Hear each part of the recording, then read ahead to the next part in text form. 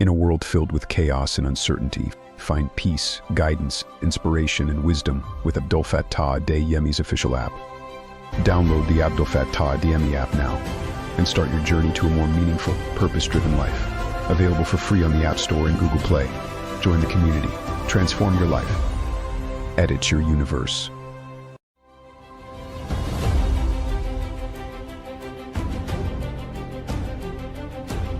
أعوذ بالله من الشيطان الرجيم بسم الله الرحمن الرحيم إن الحمد لله نحمده ونستعينه ونؤمن به ونتوكل عليه ونعوذ بالله من شرور أنفسنا وسيئات أعمالنا من يهده الله فلا مضل له ومن يضلل فلا هادي له وأشهد أن لا إله إلا الله وحده لا شريك له وأشهد أن محمدا عبده ورسوله.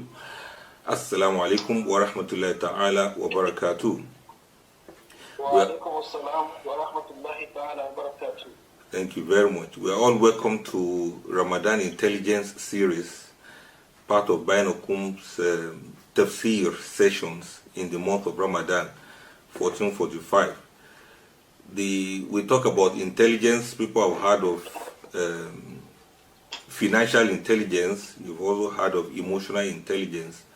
And the organizers of this tafsir, they came up with Ramadan intelligence, which is very, very intelligent indeed, for us to see what are some of the things we can gain from Ramadan in terms of the Quranic verses that should excite the muscles of our intelligence, that should excite the part of our mind with which we think, that will excite some of the wisdom that is latent in us, but the Quran is going to wake them up for us.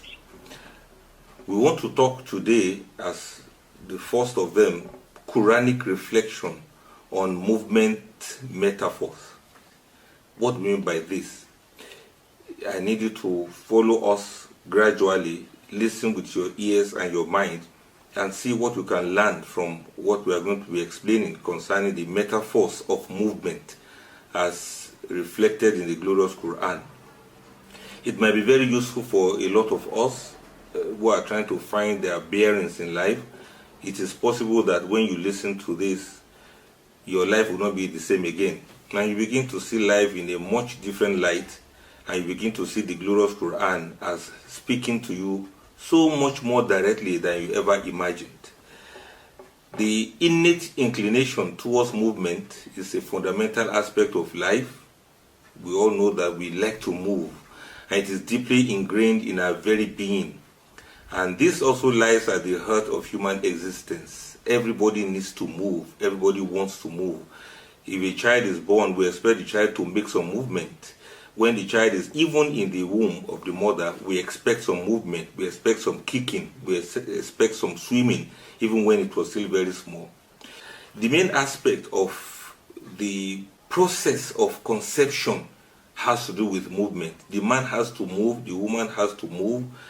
The coming out of the semen to fertilize has to be through certain movement, rhythmic movement, to the extent that when the life-giving organisms are released, when the spermatozoa are out, they are also supposed to swim. They are to move, swim towards certain goal before fertilization can happen. Now you see it's all about movement, and that is the human existence itself. We are to move, we are to swim, and in one form or the other, we are to fly if we can. And all these are because also humans are organic. That is, humans are animate, humans are living and conscious, and humans are designed to move, we are designed to grope, and we are designed to grow. Humans stand as living manifestation of the organic nature of almost all of Allah's creations. And from the complicated movements of molecules within our cells to the vast interconnectedness of ecosystems, the biological processes of our very beings are evidences of the organic nature of our existence. In fact, in the first place, we are bio and logical. We are bio, we are organic, we are living, and we are also logical. And that's why we are biological. We are beings that are biological. When we talk about biology, that's what it means, biological. The logical part of our lives are there, and then the bio part of our existence is there. We are not mere machines that are governed by rigid mechanisms, and we are not governed by predetermined algorithms, but rather we are dynamic organisms that are pulsating with the beats of growth, the beats of decay, and the beats of renewal. So we are formed with growth, decay, and renewal. So we are made of different organs. That's why we say we are organic. We are made of different organs. What's an organ? An organ is made up of the same type of tissues that are well organized to perform specific functions in all living things, including plants, animals, birds, insects, reptiles, mammals, humans, all of us. We are all made of organs. And what are these organs? We have the brain. The brain itself is an organ. We have the heart. We have the lungs, the liver, the kidney. Our skin is also an organ on its own. Our anus, the hair follicles in our bodies, the teeth, they are all organs. The colon, the bone marrow, the ears, the stomach via the intestines, the eyes, the spinal cord, the pancreas, skeletal muscles, our veins, our nose, the nails, including our private parts. All of these are organs of the human body. It is these organs coming together that forms what we are. And that's why we humans, we are organic. We are organic. When they say organic food, organic this, organic that, this is what makes us to be organic, because we are a conglomeration of so many organs that come together, that function together. And these organs, because they are all together, that makes us to become organic. That is part of the reason why we are movement. We have movement as part of our nature. In our organic nature, we find both vulnerability and resilience. All of the organs in the body have to walk, they have to move, they have to function, and they have to stay alive. And some of the organs, if we stop using them, Allah will withdraw them from us. For example, if you stop using your eyes, after a while you start getting blind. If you stop using your nose, well, I don't know how you are going to do that. Something bad is going to happen to your nose. If you should block your ears, that you don't want to hear anything, after a while you actually start going deaf. If you should fold your legs, you say you are not going to move with it, after a while the muscles will become weak and you need special attention of the physiotherapist before you are able to learn to walk again. Now you see why we are organic now. So in this our organic nature, like I said, we find both vulnerability and resilience. Like the trees that bend in the face of fierce wind, we are shaped by the forces of nature. We are shaped by adversity. Yet we are capable of adapting. We are capable of flourishing in the most unlikely of all circumstances. As humans, in this our organic essence, this extends beyond our physical destiny. It encompasses the depth of our emotions, the complexities of our thoughts, and the expanses of our consciousness. Because we are organic, it is not only in the physical way, but also in the other aspects of our lives. That means we are not merely biological entities, but we are also emotional beings. We are endowed with the capacity for self-awareness, for empathy, and creativity. So in embracing our organic nature, we embrace the impermanence of our existence and the interconnectedness of the pulsating energy that animates us and animates every other thing in the universe. And our ability to move, our ability to take actions, form the essence of what it means to be human, because it touches upon the crescendos of action and reflection. It touches change and continuity. It affects progress and status, as well as the themes of freedom to choose and to act. We can exercise our free will and free want, and we can also pursue meaning and purpose and destiny. All of these shows that apart from the biological side of our lives, we are also emotional. So when we talk about movement in terms of bodily organs, we're also talking about the flux of human emotion. The fact that human free will is also part of the strength that we have as human beings. This strength to move, the strength to decide, the strength to be empathetic, and the strength to take actions. Beyond the biological organs that we have, we also have our mind with which we take action, with which we use these organs that Allah has given to us, with which we pursue meanings of whatever thing we do. It involves moving beyond the constraints of the past towards new horizons of possibility. This is where the sense of pursuit of meaning comes in. Now, there's something very, very significant that we must bear in mind. The way you move, the pace of your stride, the level of your efforts, and the swiftness of your flight, they are all determined by the perception of your condition, by the interpretation of your position, and by the direction of your progression, as well as the nippiness of your decision. That's the quickness of your decision. The Quran is replete of verses, of words and terms that describe and prescribe various human movements through which human beings can measure their progress in the world and in the hereafter. How do we progress in this world? How do we progress in the hereafter? So we'll now mention some of these movements that the Quran has mentioned so as to build our Quranic intelligence from these metaphors of movement in the Quran. The first of them we are going to look at is that of walking. Everybody knows what we mean by walking. The Arabic word for walk is taken from the triliteral root in Sarfu, that is Mimun, Shinun, and Yaw, Mashi. And this occurs 23 times in the glorious Quran in so many ways.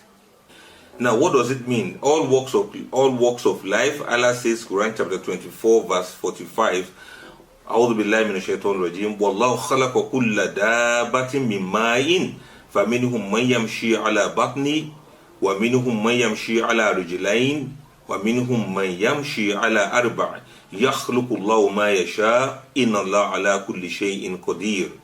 Allah has created every living creature from water, and of them are those that move on their bellies, and of them are those that walk on two legs, and of them are those that walk on four.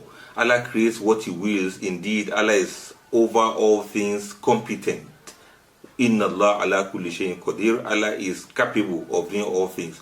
This verse, Quran chapter 24, verse 45, tells us about all the creatures of Almighty Allah, that Allah has created them to walk. The ones Allah has created to walk, some, they drag on their bellies like the snakes. Some of them walk on two legs, and some of them walk on four legs.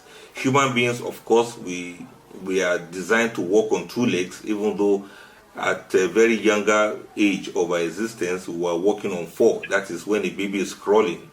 And by the time we get up, we begin to walk. And after a while, we begin to use three legs. That is two legs and one walking stick. If Allah spare our lives, may Allah make it easy for us. So that's to show a verse of Quran that talks about the walk, the fact that we have been created and designed to be walking. I also want you to know that there are some other creatures too. They walk in a way that is not common. That is the fish in the water. Their own kind of walking is a form of swimming. Maybe they have internal legs with which they do that, and that has been constricted or designed to be the fins that they use in moving around, swimming in the waters. Now, what do we do when we have something crucial to do with regards to walk?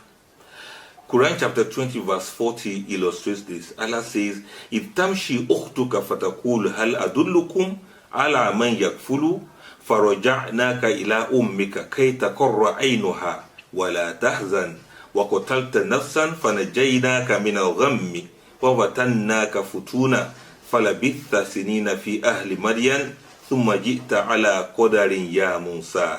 This Quran chapter 20 verse 40. Allah says, and we favored you, O Musa, when your sister went and said, shall I direct you to someone who will be responsible for him? So we restored you to your mother that she might be content and not grieve. And you killed someone, but we saved you from retaliation and tried you with a severe trial. And you remained some years among the people of Madian. Then you came here at the decree time, O Musa. What I want to use here is Allah says, Ibtamshi Uktuk, when your sister was walking. What kind of walk was she walking? She was walking a purposeful walk with a crucial plan. And that is when Musa was put in the basket and the sister was told to, follow the basket. Follow the basket, follow the little baby till wherever Allah is directing the baby. And this tamshi gives a sense of a cautious and purposeful and well-planned walking. So much so that people will not quickly notice that you're actually walking in relation to that basket that was put in the river. Allahu Akbar. That box, that little baby that was put in the river, she had her eyes on that baby and she also had her eyes on the road, and she was doing that with caution. What we learn from there is if you have a very important mission to fulfill in life, you should be cautious about the way you walk. You should know that you have a sense of purpose. You don't just walk anyhow. You don't walk suspiciously. If not, your plans in life will not work. So anybody that wants to succeed in life, understand that there are certain kind of walking that has to be very purposeful. You don't just walk around. You don't just strut around. Sometimes you walk in such a way that you don't make noise. You walk in such a way that you don't create or stir up some suspicion because of the mission that you have in life. A similar type of walking that the Quran gives as metaphor for us, you see that in Quran chapter 18 verses 19 to 20 in Surah Al-Kahf. Remember the story of Ashabul Kahf. When it got to the time that Allah woke them up, Almighty Allah says in the Quran, وَكَذَلِكَ بَعَثْنَاهُمْ لِيَتَسَاءَلُوا بَيْنَهُمْ قَالَ قَائِلٌ مِّنْهُمْ كَمْ لَبِثْتُمْ قَالُوا لَبِثْنَا يَوْمًا أَوْ بَعْضَ يَوْمٍ قَالُوا رَبُّكُمْ أَعْلَمُ بِمَا لَبِثْتُمْ فَابْعَثُوا أَحَدَكُمْ بِوَرِقِكُمْ هَذِهِ إِلَى الْمَدِينَةِ فَلْيَنْظُرْ أَيُّهَا أَزْكَى طَعَامًا فَلْيَأْتِكُمْ بِرِزْقٍ مِّنْهُ وَلْيَتَلَطَّفْ وَلَا يُشْعِرَنَّ بِكُمْ أَحَدًا. What I want to use from there is, they asked one of them when Allah woke them up. They were asking each other, how long have you remained here? They said, well, we remained here a day or a part of the day, even though they were there for so long. And your Lord is most knowing about how long they remained. So they said, send one of you with this silver coin to the city. So let them look to which of the food they can buy so that we can eat, so that it can bring provision for us and we eat. And the statement goes, وَلْيَتَلَطَّفْ, let him be cautious. Let him be cautious. وَلَا يُشْعِرَنَّ بِكُمْ أَحَدًا, so that nobody will recognize you. This means that sometimes when you have a very important mission in life, you have to do yatalattaf. You have to be cautious in your movement. Sometimes you are moving about your business in life, and when it is not time for people to recognize you, you should better hide yourself. You should better do your movement with some calculations that you are not going to expose yourself. Sometimes we run into this error in our social media, the way we handle our publicity. Things you have not achieved yet, you are already showing it to the world. You are supposed to get to where you are going without anybody looking at you. You are supposed to be cautious because you are somebody that's just coming out from a cave.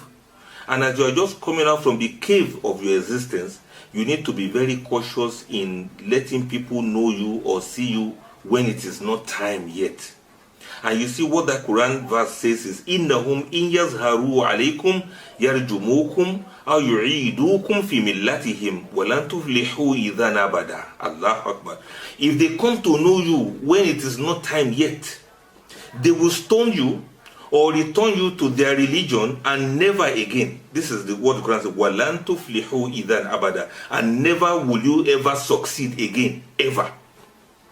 So if you have a project, if you have a plan, if you have a business, if you have a progress you want to make in life, sometimes you should better remain, not obvious. Because once people get to know of your plan and your progress, they will kill it.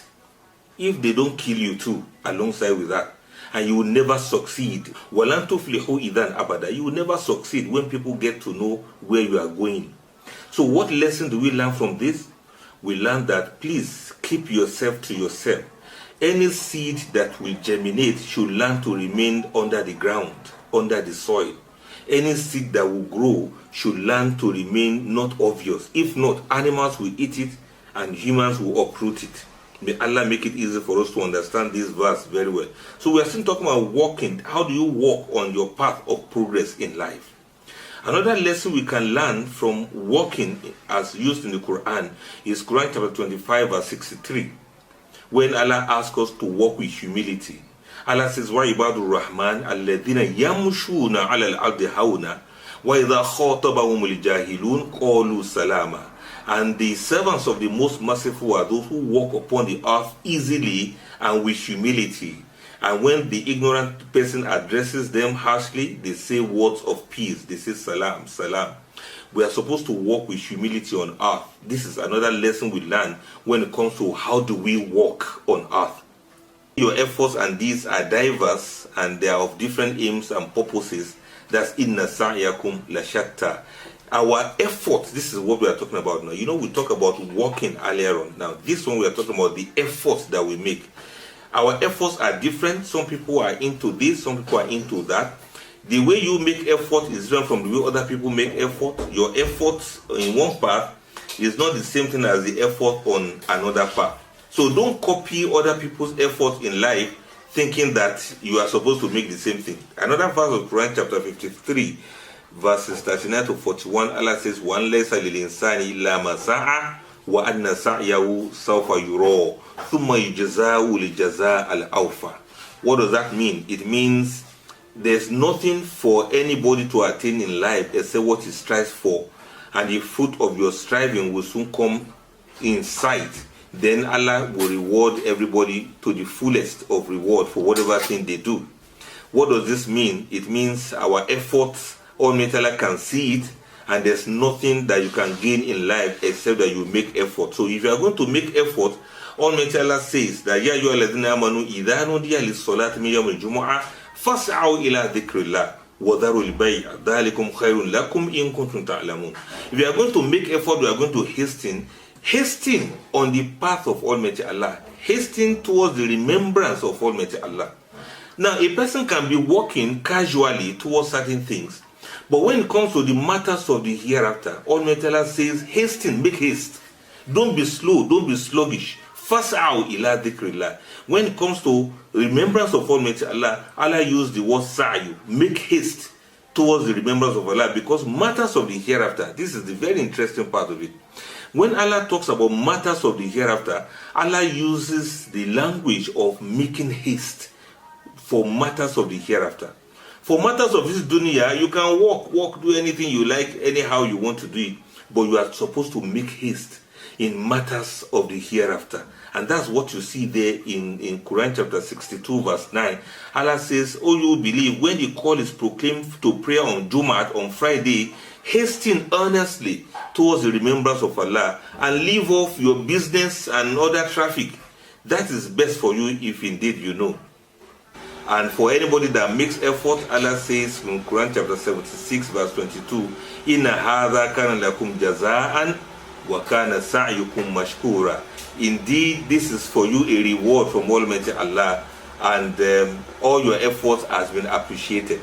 So if you do what is good, and you seek nearness to Almighty Allah, and you make the sa'i, you make effort, Allah is going to appreciate whatever effort that you make. Let me summarize what we mean by this. Many of the things we do in life require effort, require actions, and there's nothing we achieve in life without putting some effort behind it. So this shows that it is the striving, making the effort that is most important. The intention that we have is very important. The struggle that we have is very important. If we're able to take care of all of these, then we are going to get the result and the reward of our effort.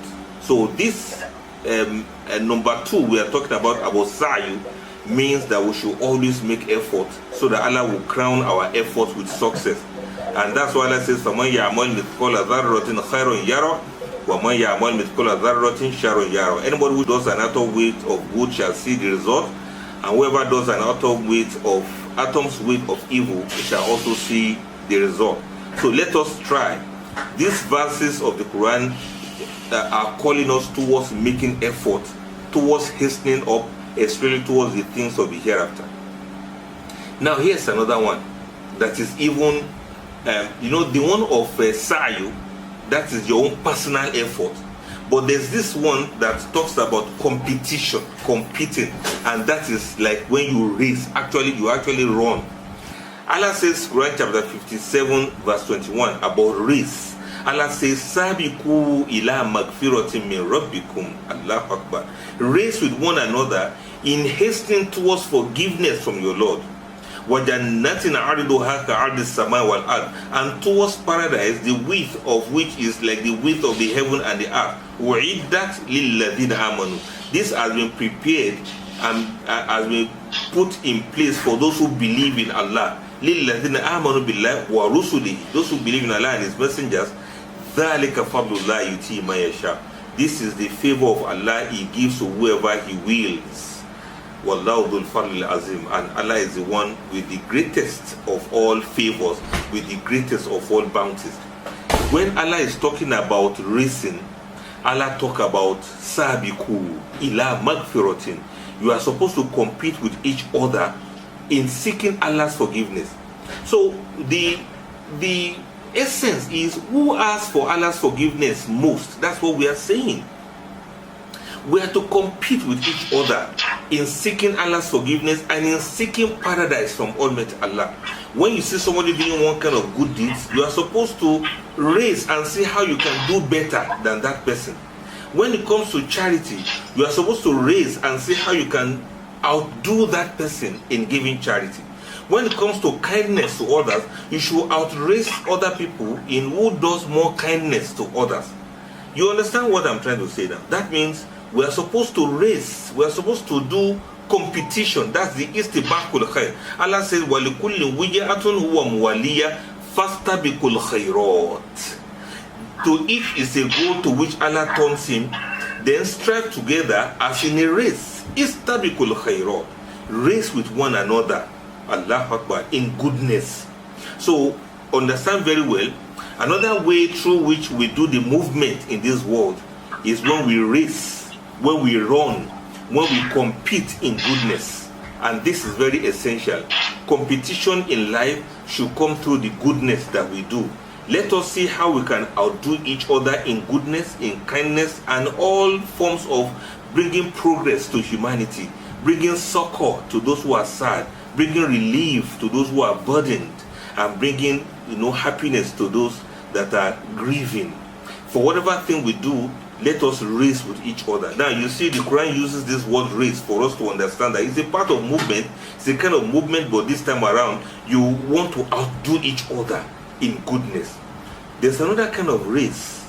We are supposed to race from the sin of sins, just like it happened in the case of Yusuf alayhi salatu wasalam. In Quran chapter 12 verses 25 to 27, Allah says, وَرَادَتْهُ الَّتِي هُوَ فِي بَيْتِهَا عَنْ نَفْسِهِ وغلقت الأبواب وقالت هيت لك قال معاذ الله إنه ربي أحسن مثواي إنه لا يفلح الظالمون. Allah says, وراودته, the person who was in the house was already seeking how they can have something together, and he said, هيت لك, you are free to do whatever you want to do with me now. And he said, well, I seek refuge in Allah from this kind of mishap. But the part I want to use there is وَاسْتَبَقَ الْبَابَ وَقَدَّتْ قَمِيصَهُ مِنْ دُبُرٍ وَالْفَيَا سَيِّدَهَا لَدَى الْبَابِ قَالَتْ مَا جَزَاءُ مَا أَرَادَ بِأَهْلِكَ سُوءًا إِلَّا أَنْ يُسْجَنَ أَوْ عَذَابٌ أَلِيمٌ. She chased him to the door and grabbed him from behind and tore off his shirt. And suddenly they were face to face with her husband, looking accusingly at Yusuf, and she asked her husband, What punishment is most fitting for those who have evil desires towards your household other than imprisonment or painful torment? Let me summarize that story for you. Of course, you will read it up in Quran chapter 12, verses 25 to 27. Yusuf والسلام, saw what was going to happen, so he ran. He actually raced, and he was racing with this woman as to who will catch each other first. This woman was pursuing him, and he was racing. He was running.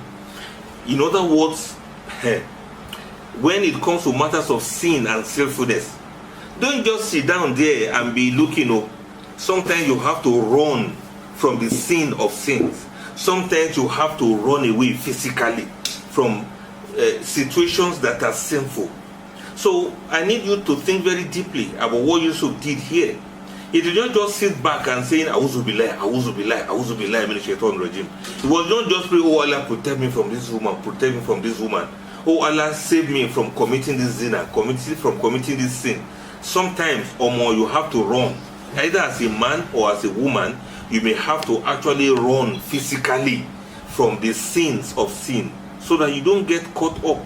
Sometimes things of shaitan, you don't just sit back and say Allah will protect you. You may have to run away from wherever shaitan can catch up with you. Shaitan may not come like some ugly creature with horns, the way we see it in pictures. But shaitan may come in form of beautiful woman, may come in form of handsome man that want to lure you towards evil.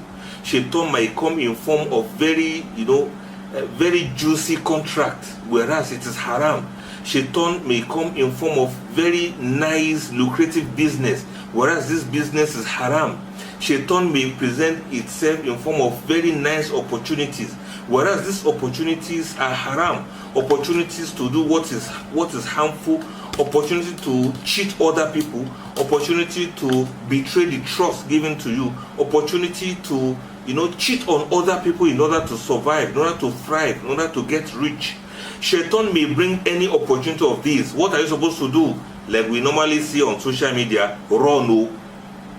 What are you supposed to do? Run. Don't stay and don't wait for what is haram. So this is a kind of movement, but the Quran is saying run. When you see something that's going to lead you to hellfire, you better run. This is very important for us to understand. No matter how bad the situation is, there are certain instances where you don't just walk away, or more you just go to run away. That's what that verse is saying. May Allah make it easy for us to do what is best for us in this regard. So try your best. Run towards what is good.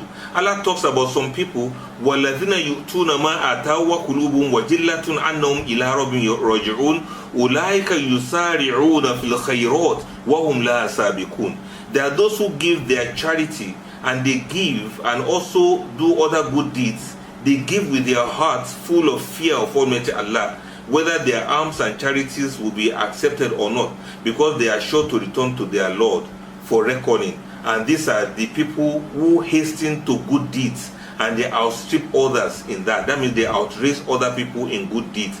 Ulaika yusari'una fil khairat. These are the people who do race in doing good deeds. Let's take note of this. Race in doing good deeds and try to outrun other people in good deed. Let me mention another movement in the Quran that is similar to this.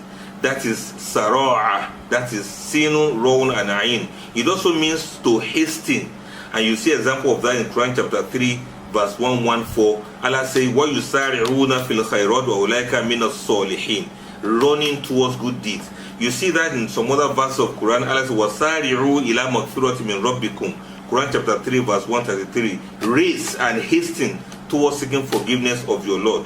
And like I mentioned earlier on, you are now beginning to see that when Allah is talking about matters of hereafter, Allah doesn't say just keep walking casually. Allah will say race, that is make, as in do sharp, do kia, when it comes to matters of the hereafter, because you don't know how long you are going to stay in this world. Matters of walking towards the hereafter is not something you do and you are procrastinating and you are delaying that, okay, I'll do it later, I'll do it tomorrow or next tomorrow. Don't procrastinate. Make haste in doing matters of the hereafter. Allah also mentioned fara'a, that is farara, that's farra, and that means to flee. No, this one is like istibak, that is, you will race with each other. But here Allah is talking about flee. You see that in Quran chapter 51, verse 50, where Allah says, "Fafirru ilallah, inni lakum minhu nadhirun mubin." Flee unto Allah. Why do you know you need to run to Allah? Because something is pursuing you. Shaitan is pursuing you. And when you are under the pursuit of shaitan, when you are under the pursuit of temptation, when you're under the pursuit of poverty, when you're under the pursuit of depression, when you're under the pursuit of problems of life, when you're under the pursuit of challenges of life, when you're under the pursuit of wanting to be successful, Allah says, "Fafirru ilallah." When enemies are pursuing you, you should run towards Almighty Allah. Don't run towards shirk. Don't run towards human beings. If not, they will disappoint you. So Allah says, "Fafirru ilallah." Run towards Almighty Allah. If you can do this, then you are going to be successful in life. So Allah used the word farrora, that is fafirru ilallah. Run towards Almighty Allah. Unfortunately, some people run away from Allah because they are looking for things of this dunya. And this is what happened in the time of Noah alayhi salatu wasalam. When Noah said, according to Quran chapter 71 verse 6, "Qala Rabbi inni da'awtu qawmi laylan wa nahara." Oh Allah, I've called my people, I've been preaching to them day and night. "Falam yazidum du'ai ila firara." But my calling didn't benefit them in anything except that they keep flying away, they keep running away from the truth. So when people run away from the truth, you will see that they keep farther away from Almighty Allah. Allahu Akbar. And I'm surprised too that people run away from admonition nowadays.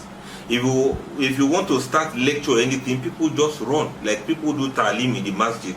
Once the imam says, "A'udhu billahi minash shaitanir rajim, bismillahir rahmanir rahim," wants to start ta'lim with Maghrib and Isha, people will just be running out of the mosque as if they are the shaitan that the imam is talking about. So let us keep away from all of these things.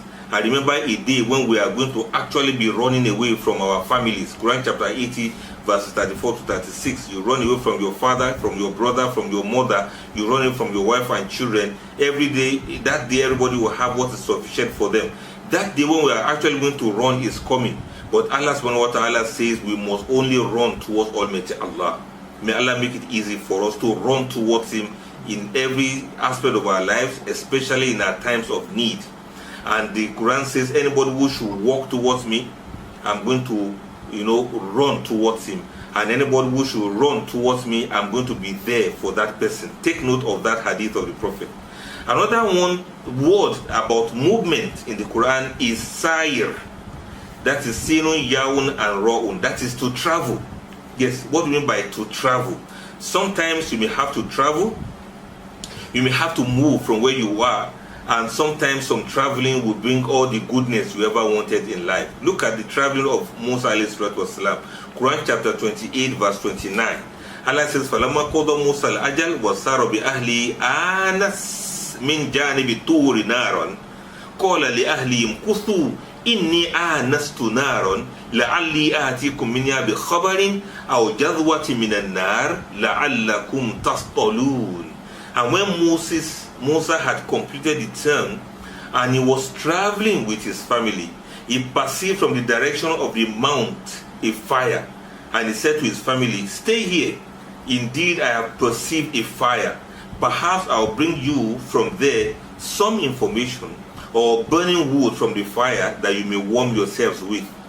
I want to bring out something very, very interesting here.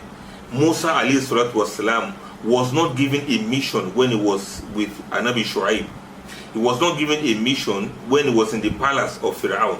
He was not given a mission when he was at home in the place of his comfort. But Allah called him towards a mission when he began a journey. For some of us in life, we need to travel before we can achieve the purpose of our lives. When Musa traveled thusly, Allah called him at a point. Allah used fire and light to attract him. That is Nar and Nur to attract him. And he said to his family, "Tarry ye here, wait for me here. Let me go and get that fire. Or let me go and get some light. Or the fire with which we are going to warm ourselves. And the light with which we are going to find our ways because it was getting dark." I want to put it to all of us out there right now that sometimes what can make you to be successful in life, when you are going to meet Allah's own favor in giving you the purpose in life, may not only come until after you have traveled. You may need to move away from your environment. Many people are in the city now because they had to travel from their villages and they moved to the city. It's in the city that they found the goodness in life they are looking for. Some people, very interestingly, may have to travel away from the city and travel to the rural areas or the villages where they can actually find and achieve the purpose for which Allah has created them. Don't stay in one place. Don't get stuck in one spot. This verse of the Quran is talking about siru, that is travel. You see that in Quran chapter 3, verse 137. Allah says, قَدْ خَلَتْ مِنْ قَبْلِكُمْ سُنَنٌ فَسِيرُوا فِي الْأَرْضِ فَانْظُرُوا كَيْفَ كَانَ عَاقِبَةُ الْمُكَذِّبِينَ. Many similar ways were faced by people, believers, unbelievers in life. This was a verse that was revealed after the Battle of Uhud. Allah says, فَسِيرُوا فِي الْأَرْضِ, travel on the earth. Don't stay on one spot. Don't stay in one place. Travel on the earth so that you can see what was the end of those who disbelieved in Allah. You can see what was the end of people that have existed before you. And another place Allah says, "Kul siru fil ard summa unzuru kayfa kana aqibatul mukaththibin." See what ends those people who were beliers of Allah's truth, those who belies the truth of Almighty Allah. You see in Quran chapter 22 verse 46, Allah says, "Afalam yasiru fil ard." This is a very big challenge. Have you not traveled through the land? فَتَكُونَ لَهُمْ قُلُوبٌ يَعْقِلُونَ بِهَا, so that their hearts and minds may gain wisdom.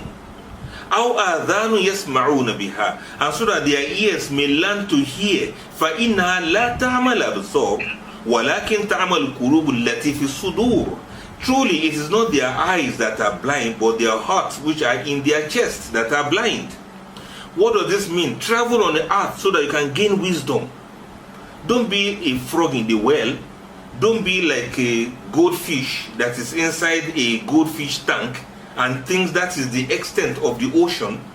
Don't be like a small bird in a small cage that thinks flying around is a waste of time. Don't be like the fish that was born in a pond and thinks that that is the way the whole ocean is. In other words, movement embodies the ability and the determination to move, to explore, and to chart one's own course in the face of life's constraints and limitations. And furthermore, movement serves as means of connection. Because you move, both your mind and your body, you are able to connect to yourself as a human being with your own personal identity. You are also able to connect to other people. You are also able to connect to the world at large. So through movement, we humans, we engage with our environment, we forge relationships, and we create significance in our world. If we don't move with our minds and our bodies, we'll be disconnected from the rest of creation. When you socialize, when you move around, when you talk to people, when you visit people, you visit people and you are also visited. And that is the way through which we connect with the world and the way through we connect with our environment. Assalamu alaikum wa rahmatullahi ta'ala wa barakatuh. In a world filled with chaos and uncertainty, find peace, guidance, inspiration, and wisdom with Abdul Fattah Dayemi's official app. Download the Abdul Fattah Dayemi app now and start your journey to a more meaningful, purpose-driven life. Available for free on the App Store and Google Play. Join the community. Transform your life. Edit your universe.